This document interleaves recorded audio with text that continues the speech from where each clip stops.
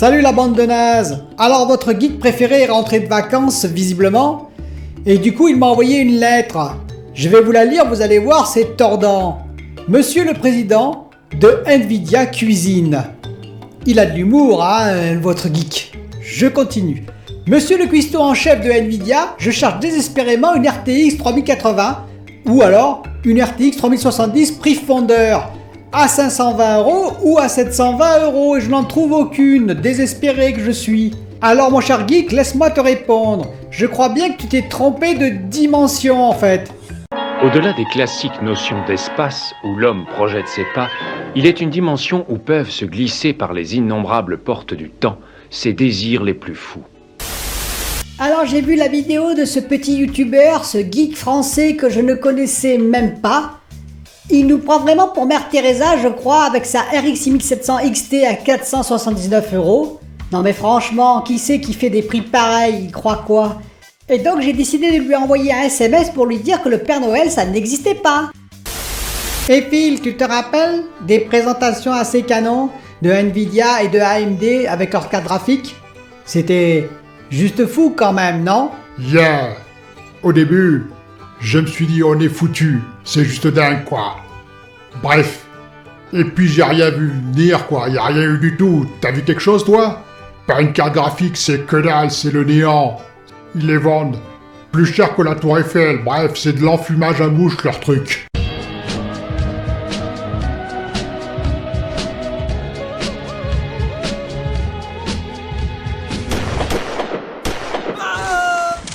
Bonjour les amis, bienvenue dans cette nouvelle Actu du Geek. On va parler de sujets précis, vous allez voir, un peu différents de l'actualité. J'avais plein de sujets pour l'actualité, mais j'ai décidé de faire une émission un peu spéciale suite à mon expérience dans LDLC. Vous avez regardé ma dernière vidéo, j'espère, pour vous expliquer ce qui s'est passé. Et j'ai décidé donc de faire une vidéo un peu spéciale sur les cartes graphiques PC, mais pas que. Ensuite, nous aborderons également le sujet faut-il acheter un PC assemblé ou monter son PC soi-même? Et oui, on en est là aujourd'hui, et pire encore, pour les PC gamers, pour les amoureux du PC, faut-il acheter un PC gamer tout simplement ou en fabriquer un? Ou ne faut-il pas plutôt passer directement sur les consoles? Car j'ai eu également des témoignages assez intéressants que je vais vous exposer. Alors pour commencer, sachez que je suis en train de monter mon PC gamer. Et oui, j'ai reçu tous les composants que j'ai payés en 4 fois, n'est-ce pas? Parce que certains ne sont pas donnés. Alors j'ai pas pris du haut de gamme. Je vous expliquerai ce que j'ai fait. Je vous montrerai mes composants, je vous montrerai le montage, etc. dans une autre vidéo. Mais là, on va s'intéresser tout de suite à l'expérience que j'ai eue à LDLC. Pour ceux qui n'ont pas vu ma dernière vidéo, eh bien écoutez, je suis allé à LDLC Limoges pendant mes vacances, faire un petit tour dans différentes boutiques dont LDLC. Et quand je suis arrivé, j'ai demandé le prix parce qu'il y avait des RX 6700 XT de AMD. J'ai demandé le prix qui est normalement de 479 €, je vous rappelle, de base. Et on m'a annoncé 1289 €. Je suis un peu tombé par terre puisque c'est quasiment 3 fois le prix. On atteint des sommets inégalés. Et là, je me suis posé certaines questions, j'ai réfléchi, je me suis documenté et je pense savoir en partie d'où ça vient parce que la pénurie, elle a bon dos. Et oui, la pénurie dont on parle, bien entendu. Pourquoi pénurie? Alors, je le réexpose rapidement. La pénurie, c'est parce que avant, par exemple, en 28 nanomètres, il y avait des tas de fabricants de 28 nanomètres, d'usines de 28 nanomètres qui existaient, différents fournisseurs de plaquettes de silicium en 28 nanomètres, en 14 nanomètres, etc., etc. Ce qui fait qu'il n'y avait pas forcément pénurie. Ce qui s'est passé maintenant, c'est une conjoncture de plusieurs événements qui se sont agglomérés, en particulier une demande très forte sur les nouvelles technologies, 7 nanomètres, 5 nanomètres comme on le sait, bientôt 3 nanomètres, et 8 nanomètres pour Samsung. Or, on le sait, il y a peu de femmes maintenant qui sont capables de faire du 7 nanomètres. Il y a Samsung, grosso modo, et TSMC, et point final. Même Intel, pour l'instant, n'y sont pas. Et toutes les autres entreprises qui fabriquaient du semi-conducteur, des plaquettes de silicium, ont jeté l'éponge. Hormis en Chine, mais c'est particulier. C'est-à-dire que, grosso modo, ça coûte beaucoup trop cher de faire aujourd'hui du 7 nanomètres, 5 nanomètres, 3 nanomètres, et donc ils se contentent de faire du 14 nanomètres, du 28 nanomètres, etc., etc. Ce qui fait que, bien entendu, diminution des fabricants, augmentation de la demande, plus quelques effets temporaires par exemple le manque d'eau qu'il y a à Taïwan qui a affecté TSMC, par exemple le problème sur les siliciums, sur l'approvisionnement des siliciums qui a affecté un peu d'ailleurs toutes les fabs, toutes les compagnies qui fabriquent des plaquettes de silicium. Mais ceci dit, tout cela est un peu temporaire. Le vrai problème, c'est le manque de fabs 7 nanomètres, 5 nanomètres et la demande qui est toujours plus forte. Oui, mais ce serait un peu facile d'expliquer l'augmentation du prix des cartes graphiques en l'occurrence, parce que premièrement, si vraiment ça avait explosé comme ça le prix chez TSMC, chez AMD ou Nvidia, eh bien nos PS5, eh bien nos Xbox Series X ne sortiraient plus, parce que si elles avaient triplé de prix constructeur, vous pensez bien que Xbox ou PlayStation ne seraient plus capables d'en livrer une seule. En fait, il faut voir la chaîne de construction. Les plaquettes de silicium sortent de TSMC ou de Samsung en l'occurrence pour Nvidia. Ensuite, elles passent entre les mains de AMD ou Nvidia qui vont bien entendu facturer la puce un peu plus cher. C'est normal, il faut qu'ils remboursent leur design et leur R&D qui vont les facturer aux fabricants, en particulier pour les cartes graphiques, aux fabricants de cartes graphiques. Et du côté des consoles, à Xbox et à PlayStation. Ensuite, bien entendu, Xbox, PlayStation ou les fabricants de cartes graphiques comme MSI, Asus ou Gigabyte vont bien entendu fabriquer mais prendre leur marge. Puis il va y avoir les distributeurs, les grossistes, ce qu'on appelle les vendeurs et la bonne TVA que l'on se prend à la fin, nous, en France ou dans les autres pays. Mais si on regarde tout ça, qu'est-ce qui se passe? Il se passe que la TVA, elle reste fixe. Elle n'a pas changé, hein. La pénurie ne change rien. Il se passe que de l'autre côté de la chaîne, TSMC, la plaquette de silicium est actuellement à un peu moins de 10 000 $ en 7 nanomètres. Elle a même tendance à baisser, c'est-à-dire qu'elle était un peu plus de 10 000 $ et maintenant elle est plutôt à 9 800, 9 600 $. C'est-à-dire qu'il y a plutôt une baisse avec une augmentation du rendement. Je vous ai déjà expliqué dans d'autres vidéos que plus le process est mature, plus le rendement, la défectivité qui atteint les plaquettes est mesurée et contrôlée. Le processus est amélioré et ainsi on gagne en rendement. C'est-à-dire qu'il y a plus de puces bonnes par plaquette de silicium, donc chaque puce coûte un peu moins cher. Du coup, AMD et Nvidia, est-ce que eux, ils ont triplé leurs puces dû à la pénurie? Sûrement pas. Je vous rappelle quand même que AMD et Nvidia nous ont promis la lune, on peut le dire, avec leur superbe présentation, et en particulier la RTX 3070 à 520 €, la RTX 3080 à 720 €. Je sais, c'est des prix qui font rêver, hein, des prix fondeurs. Et côté par exemple, AMD, la RX 6700 XT, comme je l'ai dit, à 479 €. Et si je ne me trompe pas, la RX 6800 XT à 649 €. Et tout ça, ils l'ont promis.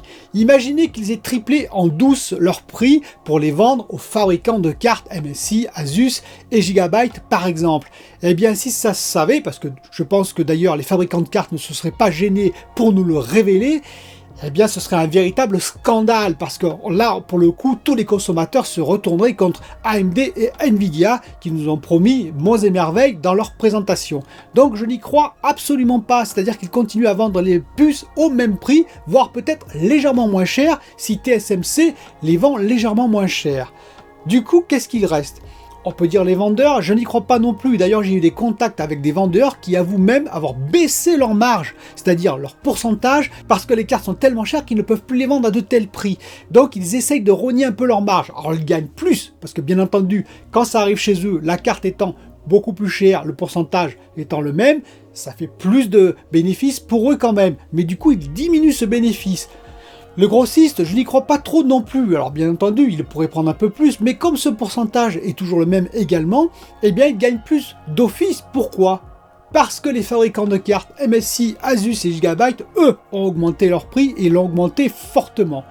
Et j'en ai plus ou moins la preuve. Alors bien entendu, tout ça est discutable et vous pouvez le discuter d'ailleurs en commentaire, mais j'en ai plus ou moins la preuve pour plusieurs raisons. Premièrement, bien on voit que les actions de MSI, de Gigabyte et de Asus par exemple ont explosé depuis janvier, depuis finalement l'explosion des prix des cartes graphiques.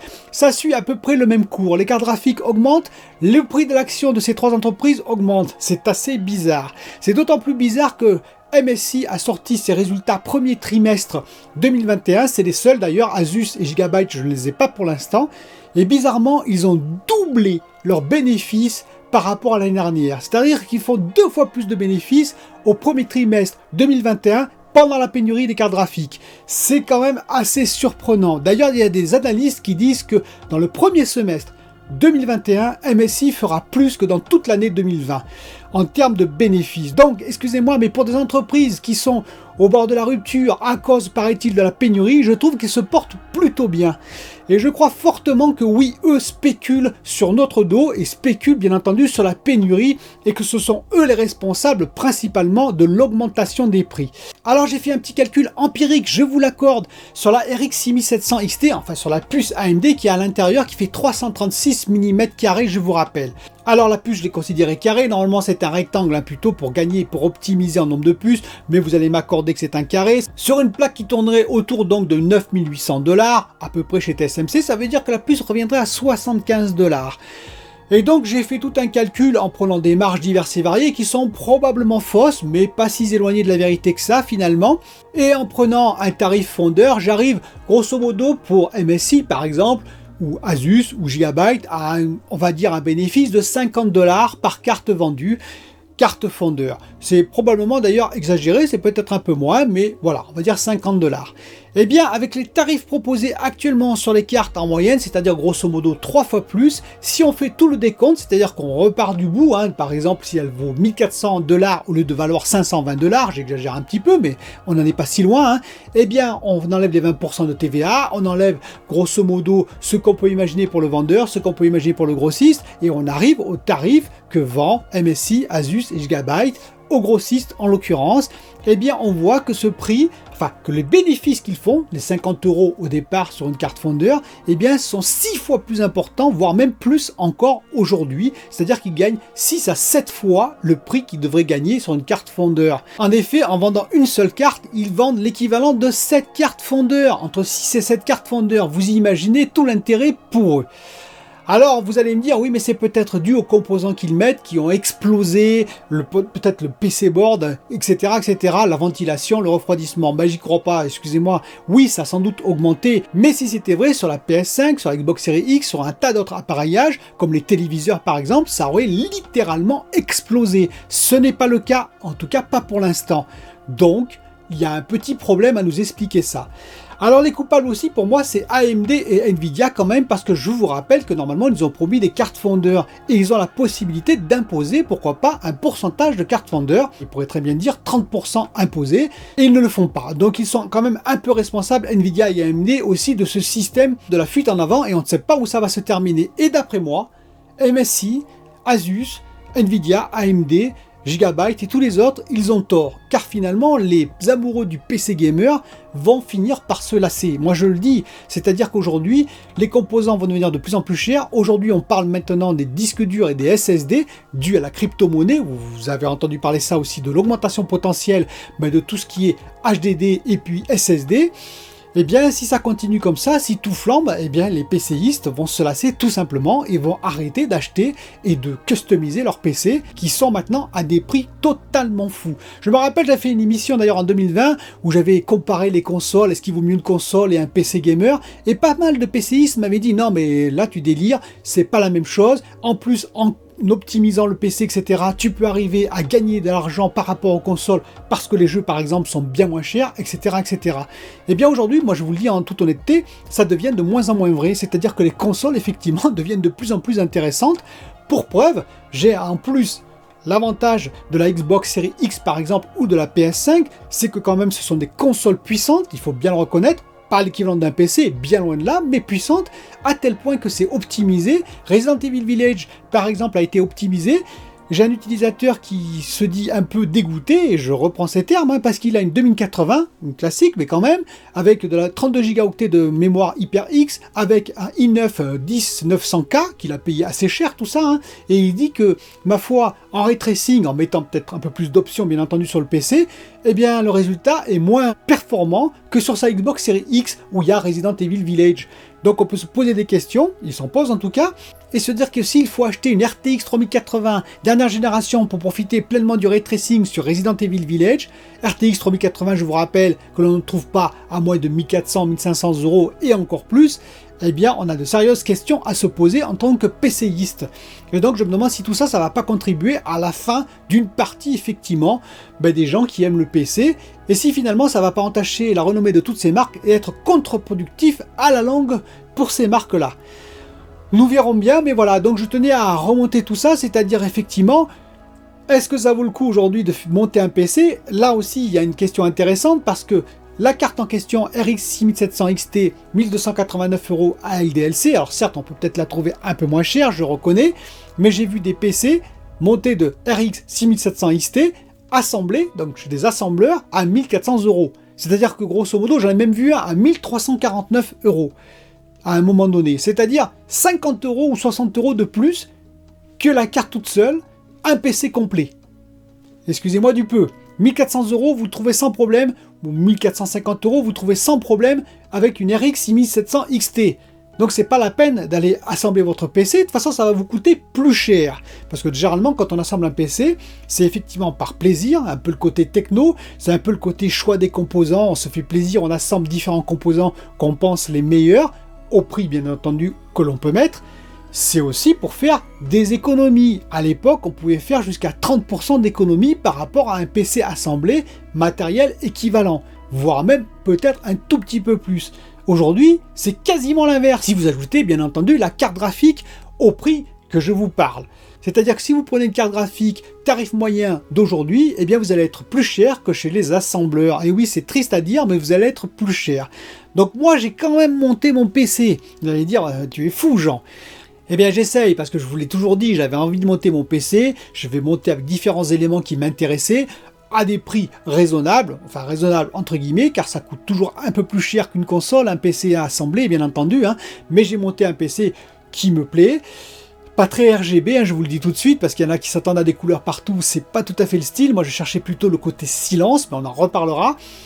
Mais pas de carte graphique dedans. Voilà, je vais avoir une 750 Ti pour l'instant. Alors je suis Discord les bavards, vous savez, vous connaissez peut-être Discord les bavards, mais là aussi c'est assez fou. Alors, ils font du très très bon travail, mais toutes les cartes qui apparaissent, elles coûtent 2 à 3 fois le prix. Voilà, c'est-à-dire que vous avez des RTX 3080, c'est 1400, 1500 € tout le temps, tout le temps, tout le temps. C'est plus de 2 fois le prix, c'est juste inimaginable. Et le pire dans tout ça, c'est que vous cliquez pour aller voir quand même où ça se trouve, par exemple rue du commerce, par exemple, ça peut être aussi ces discounts où je passe, vous arrivez, c'est déjà épuisé. C'est-à-dire que même les bavards qui sont, on va dire, hyper réactifs, le temps que vous cliquiez, c'est quasiment épuisé, ou c'est épuisé tout de suite, c'est-à-dire qu'il y a des gens qui achètent tout de suite à 1400, 1500 €, voire plus.